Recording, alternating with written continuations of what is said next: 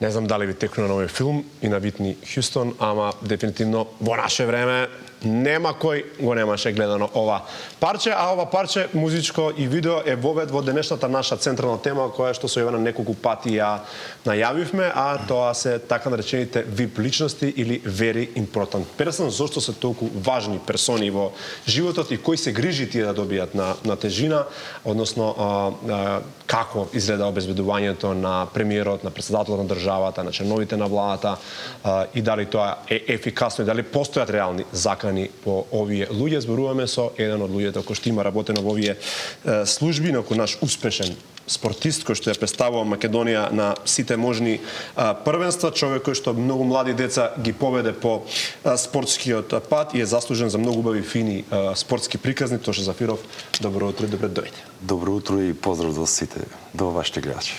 А бидејќи Македонија е мала земја, морам да те прашам, иако долго време беше во обезбедувањето на премиерот на државата, постојат ли во Македонија VIP личности? А да не се политичари? VIP личности? Аха.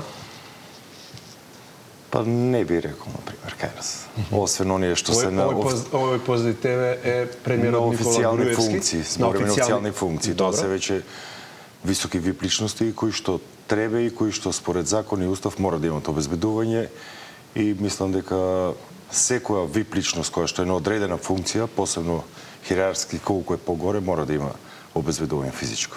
Сега, што треба да поседува еден човек како тебе за да може да дојде во позиција да го обезбедува првиот човек на државата? По мене премиерот е првиот човек на државата, не председателот, иако пустав е поинаку, но знаеме дека премиерот е главната фигура во Македонија.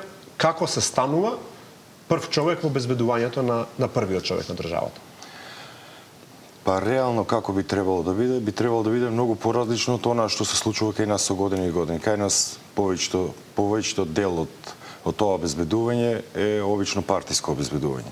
Може слободно така да кажем, бидејќи се партиски блиски луѓе кои што се се повеќе блиски до дали премиерот, председателот, министер или било што. Да, до било кој. Реално би требало оние што се најдобри во Министерство за внатрешни работи, во специјалните единици, во ЕБР, во Тигри, да се одберат најдобрите што се, да поминат специјални обуки за обезбедување, и тие луѓе со години да бидат во шеста управа.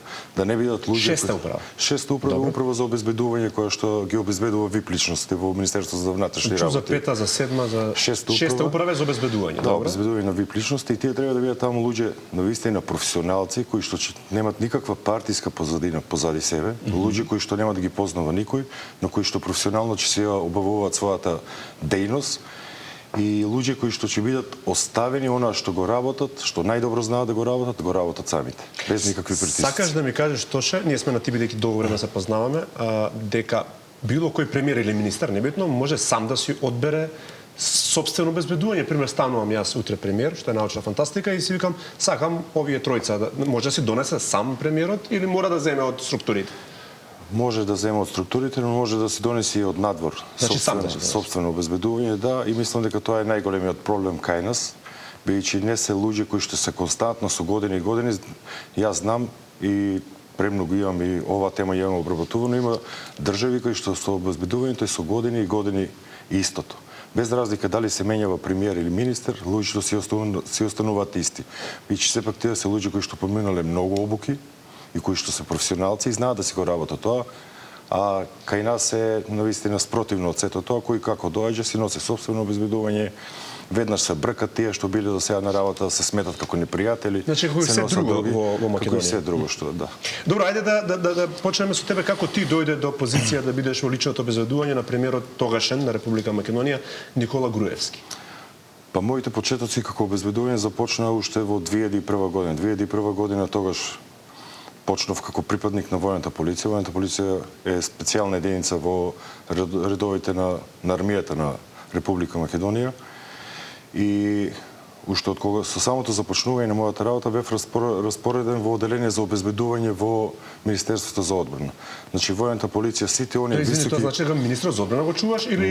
Не, тоа значи дека сите оние високи функционери кои што доаѓале во државата, генерали, полковници, подполковници, без разлика од НАТО структури или без разлика од каде да се, ние ги обезбедувавме ние. Значи Тоа е шеста управа во Министерството за одбрана, да кажеме.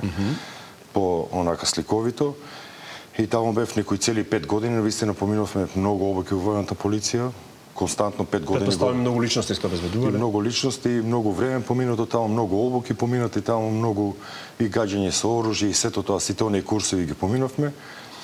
Ви вака во суштина да обезбедуваш генерал на НАТО, може би е и по голема одговорност од да обезбедуваш министер во влада на Одговорноста можам да кажам дека е иста, бидејќи одговараш и за тој живот, бидејќи ти ја сноши целата одговорност, но Министерството за одбрана има сосема друга структура која што навистина таму луѓе се кои што го работат тоа што го работат и што најдобро знаат да го работат и се на тие позиции. Сега кажа кај поголема професионалност бидејќи се, а се и со НАТО стандардите бидејќи од 2001 не бевме членка на 2001 не бевме, потоа станавме, но уште од тогаш се работеше на тоа влегување во НАТО, така да стандардите беа на високо ниво уште тогаш. И навистина војната полиција има огромни професионалци, старшините наши беа големи професионалци кои што многу обуки имат надвор од државата и секој обезбедување беше навистина едно високо ниво. Сето тоа ми помогна да потоа да станам дел од обезбедувањето на Никола Груевски кој што беше премиер во тој период. Ние со него започнавме уште кога доека беше тој во опозиција, значи збориме уште од 2003 година кога стана лидер на ВМРО, паралелно доека одев во војна полиција, потоа одев и со него како лично обезбедување, збориме доека беше опозиција, веќе 2006 година од кога стана лидер на ВМРО. Кога сме кај опозицијата, мислам дека и на лидерите на опозицијата доколку сакаат им следува државно обезбедување, така или не? Во тој период не им следуваше, сега не знам како е по закон. Иако тие генерално си имаат свој, да знам. Да, ние бевме приватно обезбедување тогаш и потоа дел од тоа приватно обезбедување што бевме кај премиерот како опозиција, напуштивме од Министерството за одбрана, се префрлив во Министерството за внатрешни работи во шеста управа. Веќе таа дејност ми беше добро позната, покрај тоа што работев како обезбедување во Министерството за одбрана, долго време работев и по дискотеки во како обезбедување во Скопје, и тоа маната и некои дискотеки што навистина имаше премногу народ во тоа време. Дискотеките живеа. И она што знам да кажам и улично школо, многу ми придонесе да можеш да препознаеш кога има некаква опасност кога си помеѓу народ. Добро, друго е во маната дискотека, друго е премиерот да се. Опасноста демне од сите страни, така да можеш да препознаеш некои луѓе кога се спремни на нешто да направат. Така ние често нели одевме и кампањи кога имавме и сето тоа. Кај што има многу народ, кај што треба навистина да бидеш опрезен. Сега ме интересира еве во тоа време, колку време беше обезбедување на премиерот? По околу 5 години. Околу 5 години. Значи 5 години во Министерство за одбрана, 5 години во владата, односно кај премиерот. Колку луѓе во еден момент го чуваа премиерот? Па зависно со траса и зависно каде се оде, но секогаш сигурно повеќе од 50-60 луѓе се во секој момент има. 50 луѓе во еден момент? Па најмалку, тоа се луѓе кои што па види вака сега има. Ама добро, видливи се неколку тие што се до него. Видливи се неколку тие што се бодигардите околу него. Има претходница која што не е видлива, на кој што го работи најголемиот дел од цела работа. Например, ние ако треба да одиме од Скопје до Охрид, цела таа траса треба да се обезбеди. Тоа се луѓе кои што го работат тоа. Треба да се провери секоја шахта дали има експлозив, секоја кола се проверува траста кај што поминуваме дали има експлозив. Од кога ќе се провери треба да се заштити сето тоа. Треба целиот пат да се обезбеди, целата траса до Охрид. Треба Охрид да се обезбеди кај што стигнеш. Објектот кај што ќе се сместен, кај што е сместен премиерот, мора да се провери да нема некој експлозив или било што прислушкување, било така што тоа е огромна бројка на луѓе. Зборам најмалку, све зависно од каква е задачата која што треба да природата на патувањето или каде настапува и така натаму. Значи сакаш да ми кажеш дека околу премиерот 50 до 60 луѓе секојдневно работат на неговото лично обезбедување. Тоа е најмалку. Тоа е најмалку, сепак има и служби кои што работат како во наше време беше нели ДБК тоа. Да, државна безбедност контраразнавање кои што секојдневно имавме комуникација со нив и тие не известуваа, не дај Боже да не се има да нема некој влезено во државата, да не има некаква опасност, така да тие ги имаат информации. Поголем дел од работата го завршуваат и тие, што е невидлива работа, што е многу битна за обезбедувањето. Веќе сепак информацијата не е нам најбитно се. Добро, а лично околу самиот човек, околу премиерот, колку луѓе се до него, од прилика за да може да функционира? По од прилика се 4 до 5 луѓе, што се првите бодигарди, оне што е првиот прстен што го викаме. Така, во суштина тие најмногу време поминуваат со премиерот на државата и па да, тие се во него секојдневна комуникација. Кај нас е проблем што обично нашите па и премиерот, па и министри сите не сака да ги гледаат со обезбедување, проблем е тука. Тука настанува проблем кој што знае да ти каже тргни го цело обезбедување од мене да не го гледа, например, шетање из Трговски, а каде што ти мораш да го заштитиш него. Не дај Боже може да се случи се и се што, значи знаеме какви психопати се има и како се случува. Извинувам, знаеш зошто луѓето прашуваат? Пример, ние кога гледаме некакви си снимки, еве сум бил неколку пати во Брисел, во Европска унија и така натаму, таму некако кога да не го гледаме ние тоа обезбедување на Веќе не го знаеме. А бидејќи не го знаеме. Бидејќи не го знаеме. И ние често знаевме кога например знаеме да отидеме во градски трговски центар, каде што премиерот не сакаше да гледа бодигарди, например, освен јас, никој друг да не виде. Ние моравме да земеме од специјална единица луѓе, да ги облечеме сите во цивилни луѓе, да глумат некои со дечко и девојка, како се шетат по бутици. А и тоа ли се случува? Па да, нормално е тоа. Како се шетат по бутици, по кафичи, седат, најнормално пијат кафе и тој среќен добре немаше никој обезбедување, не знае дека околу него 500 луѓе имаше ангажирано, кои што воопшто не ги препознат. Сакаш да ми кажеш дека поради безбедноста на првиот човек на државата може тој да биде и излажан, односно да не му се каже вистината на премиерот заради негова Тоа е најголем проблем кај нас што овластувањето на обезбедувањето се ускратени на некој начин. Затоа треба ВИП личноста која што веќе се решила да има обезбедување и мора да има обезбедување, неговата безбедност целосно да ја препушти на тој што го чува. Биејќи ако јас сум шеф на тоа обезбедување, јас треба да одговорам, а јас ако одговорам, не де Боже нешто ако се случи, треба моја проценка да биде дали треба да има луѓе околу него или не треба да има луѓе околу него. Дали ако обезбедувањето му каже на премиерот дека во наредните 5 минути нема да се прави тоа што е договорено, тој треба да послуша? Треба да послуша. И во наредните 5 минути. А Македонија мислам дека тоа тешко оди или? Па да, но некогаш и повеќе пати знаат да послушат, бидејќи сепак некогаш постои реална опасност, така да или на пример некоја траса негде ако нешто има заглавено колона. Ето траса не е проблем, се проблем. Само да кажам сега треба нешто да направи премиерот и имате вие. Послушуваат сега, не се толку големи егоисти, но зборуваме во некои прилики каде што тие се наметнуваат собствени правила на игра кои што се косат со правилата на игра што се во шеста управа. Знаеш зашто те прашувам, премиерот кој што ти го обезбедуваше сакаше точак на кеда вози, нели тоа. Познатите видео снимки сакаше пешки до работа. Да, возе уште 20 луѓе точаци други што не ги познаваат. Па се возиш. Ќе ги возиш, што е. И сега интересно со странските државници, дали странски државници кои доаѓаат во Македонија си носат свое обезбедување или бие нормално, пример кога премиерот иде во друга држава, дали ве зема вас или си земаат обезбедување од државата во која што е? Обично има и сопствено обезбедување, но задолжително овде да има обезбедување од нашата шеста управа. На шеста управа има многу припадници кои што нормално такви високи функционери од цела Европска унија и било од каде ги пречекуваат овде. Исто и ние кога одевме со премиерот, одевме двајца, тројца со премиерот како обезбедување, не се оде голема бројка тогаш, но сето тоа е во координација најпрво со нашата амбасада, потоа со нивните обезбедување, контактира нашиот шеф на обезбедување со нивниот шеф на обезбедување, и така да се договара како ќе биде целата структурата. Да. Сега некојаш знаат да имат нивни правила на игра, каде што нивно обезбедување седи во возилото со премиерот, а некојаш дозволуваат и нашето. Да, зависи од држава. Зависи, да. Добра. Сега се наметна прашањето, дали во Македонија воопшто постои реална опасност? Секаде постои, без разлика каде и да си. Ние гледаме дека во една Америка, што е најзаштитена земја и кај што навистина службите се на највисоко ниво, па оваа година се случи атентат на Доналд Трамп. Да. Така да не може да предвидиме тоа кога и каде може да случи. Во многу земји каде што најмалку очекуваш да случи, се случува тоа. Така да па добро, Америка го има и Кенеди како да, многу случаи има низ историјата каде што има атентати, така да секогаш треба да бидеме спремни и опрезни. И луѓето кои што се ВИП личности треба тоа да го сватат тие високи функционери и целата своја безбедност да им дадат на тие професионалци да бидат во нивни раце. Во нивни раце. Сега знам дека не можеш да збориш за детали, меѓутоа имало ли реална опасност во твоите 5 години да треба да се реагира или не имало, но не од тој степен кој што бил загрозен премиерот. Значи тоа се некогаш некој најави дека влегол, некој што е сумнителен и било што, кај што треба безбедноста се зголеми на повисоко ниво. А некоја реална опасност немало во тие 5 години. За жал Македонија има негативни искуства.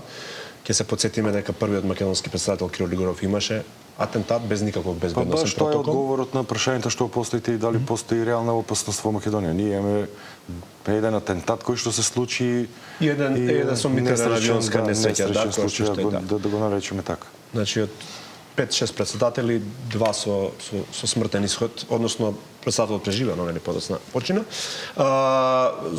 Граѓаните реагираат, не е убава сликата кога ќе видат вас после тие нешто слушалки, нешто правите, нешто. Онаните најмногу реагираат на тоа што често пати знаат обезбедувачи да бидат груби кон обичните граѓани. Знаеме сите дека според протокол ти каже затвараат шахти, ама се гасат и семафори, народот чека во коли за да помине премиер, председател и така натаму.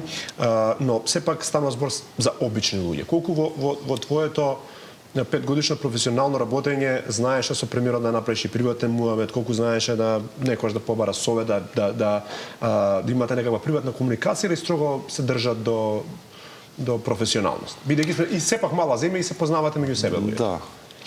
Имавме комуникација, но вистина таа беше сведена на минимум. Немав некоја кој знае колку блиска релација. Добро, ако се во автомобил, пример, боснанска земја. Добро, нормално разговараме. Веројатно треба да направите нешто муавет. Да, разговараме, но тоа се теми кои што се онака доста лабави и што и многу малку. Пак ќе повторам, значи крајно професионален беше нашиот однос. Од една страна ја не сакам да се зближувам, бидејќи тоа зближување носи сигурно некакви последици после тоа и обртно, така да секогаш гледам да има некоја граница измеѓу мене и него. Иако секојдневно не бевме заедно, можам да кажам од зимање од дома па до враќање до дома. Но сепак тоа имавме еден професионален однос и од моја и од негова страна. Ја искрено немав некакви проблеми со него додека работев кај него, на пример, да имав некакви обструкции од некога страна. Добро, знае ли да изненади, ние гледаме примери по светот кога ќе одлучи премиер или министер, сега сакам во кафеа на додам, сакам да се опуштам, мораш да го чекаш, да ја смени рутата, знаеш ли некакви човечки моменти да направи, бидејќи иако е премиер си има и тој собствени потреби. Да, сме менјавале рутина, например, рута кога ќе смене, тоа е навистина стресно, бидејќи една рутина поставена до Џорџ, а ти после да направиш до аеродром, кај што е најблиско, навистина е голем проблем, но тоа е дел од секојдневието и ние сме спремни на сето тоа. Се случувало и да отиде и фудбал игравме заедно и сето тоа, значи спортувавме 2-3 пати неделно обавезно. Сме се дружеле, но сепак односот гледав колку што може да биде попрофесионален и скоро со сите припадници беше така. А од овие големи имиња кои што доаѓале од странство, со кого вака си бил во најблизок контакт, тоа ги интересира моите гледачи, сакаат вакви, нели, да слушнат интересни случаи од тоа што си го работел сега 5 години во кабинетот на премиерот, не е мал период. Од овие странски државници кои што доаѓале, кои ти оставале да речам најубав впечаток, иако можеби Па искрено ние сме немале контакт со бидејќи ние сме дел од обезбедувањето, може да имаме контакт единствено со неговото обезбедување. Тоа се е по протокол. Значи таму немаш време за ништо друго. Се знае од наутро 8 часот кога ќе го земеме премиерот, некој се случува и до 3-4 наутро да седиме, точно секоја минута се знае што се работи. Така да нема време многу за такви работи, а многу тешко и се стапува конверзација со такви личности, бидејќи навистина немаме обезбедување со висока личност, немаме ништо заедничко. Може со негово обезбедување случува да поразговараме околу теми пак поврзани околу тоа што вас интересира, да, тоа што е вас интересно. Напорно ли да се биде телохранител на премиерот? Колку денот трае? Да, денот трае 24 часа и навистина многу напорно. Тоа може да го работат луѓе што навистина стварно го сака тоа, навистина го сака тоа, од приватниот живот да се отргнат, бидејќи сепак мора да бидеш посветен тука. Немаш работно време. Мене ми случува да бидам во Охрид на одмор, да ми се јава да се вратам одма, да прекинем и одмор и се. Така да мораш да бидеш спремен на тие работи, мора семејството многу да те разбира и така да има разбирање за да може да го работиш тоа најпрофесионално што може да биде. Но пак ќе повторам, тоа е тешка и исцрпувачка работа, не само физички и ментално многу повеќе, бидејќи сепак имаш обврска да заштитиш висок функционер. Тоа е секојдневен притисок што го имаш на себе. По ова што го кажуваш, испаѓа дека е напорно и да си премиер. Да, и тоа многу напорно да си премиер. Премиерот во тоа време, ја повторно, работеше некојаш од 8 часот наутро, знам сме го земале до 4-5 часот наутро. Има седници на влади до никој време, така да и тоа цело време протоколом беше тој некој пола час ако одмори во кабинет кај него да дремне малку и да руча, тоа му беше. Така да многу е напорно и ние се чудевме како издржуваат сето тоа. Бидејќи сепак ние имавме неколку денови слободни, а тие константно го работат тоа. Ние ќе си го задржиме правото да ги критикуваме, бидејќи се платени од народот, ова што го кажеш дека им е напорно, сами се напатиле да им биде напорно, имаат безброј привилегии за да им биде напорно. Да, и затоа имат резултати и немат резултати. Луѓе кои што работат и кои што повеќе улагаат во себе имаат повеќе резултати и тоа е видливо и се гледа. Да, апсолутно и времето. Тоа не мора да значи има луѓе работат 15 часа во денот, па ништо не прават. Зависи како ги работат. Да, зависи, баш така како ги работат. И прашањето на оваа тема, предпоставено ми е, се исплатили да се биде прв човек до премиерот и дали пак би го работел? Па се исплати, бидејќи навистина во тој период јас уживав во тоа, што од мали ноци јас многу пати знам да кажам, кога со сестра ми се онака, кога ќе ме праша што сакаш да видиш, кога ќе пораснам сакам да чувам некој да обезбедувам, не знаев кој е тој некој. И потоа тоа ми се исполни, навистина живеев со тоа што од мали нозе почнав по дискотеки, па потоа војната полиција, па си дојде шеста управа, така се им беше нешто поврзано и се го живеев оној мој сон, но тоа е се до еден извесен период каде што веќе тоа станува и напорно, а каде што јас едноставно се отргнав тој период од спортот ми е пред се. Исто така се отргнуваш од својата фамилија, децата не гледав. Ангела мене ми се роди, ја не можев ни мекици да направам. Ангела кога се роди, комшиите ја однесоа во болница Габриела, сопругата да се породува. Така да испушташ многу моменти од животот и сватив дека многу моменти ќе испуштам ако продолжам таму, подобро е и затоа и напуштив да може да се посветам на фамилијата, на спортот, на работа, на бизнис и на сето тоа. И тоа на спортот убаво му се посвети, бидејќи имаме уште некои 8-9 минути до крај, сакам надвор од темава малце да позборуваме. Ти си навистина пример како треба да биде еден спортист. Лично се познаваме и знам дека многу труд, енергија и сила вложуваш, особено кај младите генерации, си добар пример. А плюс тоа што македонското знаме го вереш на сите овие надпревари каде што одиш, приметуваш ли тоше позитивна промена кај младите луѓе во Македонија, дека се повеќе сакаат да спортуваат, без разлика дали тоа бодибилдинг, фитнес, некој друг спорт? Има ли иднина оваа наша млада генерација? Дефинитивно има големи промени и тоа драстично големи промени, бидејќи овие социјални мрежи овозможуваат да допрат еве луѓе како што сум јас. А има многу, не само Македонија, ни целиот свет ги има многу луѓе кои што потикнуваат на здрав живот, здрави навики, спортување, семејство и ред други здрави вредности што ги има денеска. И така да јас сум горд, не само млади, јас сум горд и што луѓе во поодминати години ја сваќаат суштината на здравиот живот и почнуваат да спортуваат, почнуваат да се хранат здраво, почнуваат да внимават на себе. Бидејќи јас често укажувам, бодибилдингот или фитнесот или било кој спорт не е само спорт да го обликуваме нашето тело, туку да го подготвиме нашето тело на 55, 60, 65 години, 70 да бидеме здрави. Бидејќи од 50 да го обликуваме духот.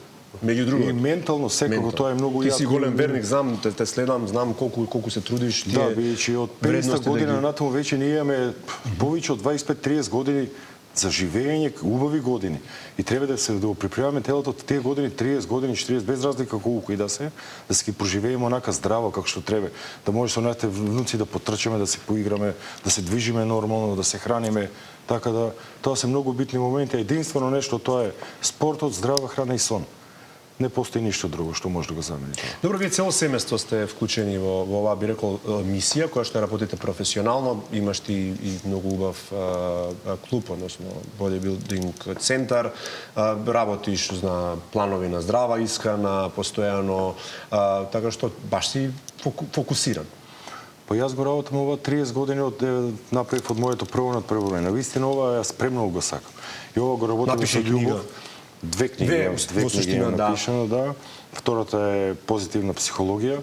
И сето она што го работи со љубов, еве една ден вроди со плод целата моја фамилија да го работиме тоа заедно. И јас затоа кажувам, можеби Илон Маск е најбогат човек на светот со пари, јас сум најбогат човек што јас и моето семејство бевме заедно на бина. Јас излегов на Мистер Олимпија заедно со мојата сопруга и ќерка. Нема ништо што може, нема вредност што може да го замени тоа чувство додека си таму. Она парче метал што е, тоа вреди од сите милиарди што има повеќе. Пиеш овде на слика? Може, да. А тоа едногодишно или? Да, многу ретко пијам. Добро, добро. Те прекнав, извини. Така да навистина сум горд како родител, како сопруг, што заедно сето ова една фамилиарна приказна го имаме, бидејќи сите сме си подршка едни на други, сите си помагаме едни на други, сите живееме заедно. Пред некој ден кога работев степер кај мене во теретаната, ја гледам Ангела си работи персонален на еден крај, Габи на друг крај и сами од себе си зборувам, има ли поубаво нешто од тоа? Има ли поголемо богатство од тоа, тие што најмногу ги сакаш да го работат тоа што најмногу го сакаш да го работиш. Така. Од оние сите награди кои што ги имаш освоено, што се, мислам, нема нешто што немаш освоено као награди, нели? Да, па имам доста освоено, да, но најдрага награда ми е посебно сега последниот сребрен медал на Мистер Олимпија Аматер што го оставив, на вистина Мистер Тоа во Олимпија Америка? Аматер не овде во Овде? Будимпешта. Во Будимпешта. На вистина е најпрестижно надпреварување и 5-6 години се мачев за тој медал. Дури на последното такмичење кога не освоив медал, солзи им потекоа, викам, че дојде ли ред еднаш јас да го имам тој медал на себе. И најпрвиот пат освоив 5-то место, сега ова година 2-ро место, исто мојата черка освои Габи медал, така да ова година ми е најдрага година и најдраги медали ми се тие. Такви да видат сите други останати кои што следуваат, да си ја продолжиш мисијата, ете си покажал дека може во разни сегменти од твоето живење да се биде успешен, бидејќи си бил успешен на сите полиња. Ако човек сака, значи се може. Во наредниот период што ти следува еве на самиот крај, се подготвуваш ли пак за некаде, имаш некои нови планови и на крајот да ги повикаме сите луѓе кои што можеби мислат дека е доцна да почнат да вежбаат, да направат нешто со себе. Да, никогаш не е доцна. Да. Веќе ни се направени плановите за 2026 година. Здравје Боже, ова година сакаме да отидеме и на Мистер Олимпија во Америка. Таа објавија сега пред некој ден, баш се одржува септември месец во Лас Вегас. Така да сакам да спремам и мојата черка да види до каде е во Америка со конкуренцијата, до каде може да Што одиме. се поголеми стандардите? Или? Па поголема конкуренцијата, да. Мистер Олимпија прават намерно овде во Европа за сите оние кои што не може да добијат виза за во Америка, да може да се надпреваруваат тоа надпреварување. Така да тоа не е главното надпреварување, но покрај него сигурно ќе има уште некои 3-4 надпреварувања овде во Европа, пред да отидеме на главната Мистер Олимпија. Така да тоа не се некој дел од плановите што ни се. Работиме и на апликација за фитнес. Клипови гледам за Facebook и за актуелен си и на социјалните медии. Да. Рече апликација спремате да прекне? Апликација спремаме за фитнес, која што мислам дека ќе биде една од топ 10 апликации во светот.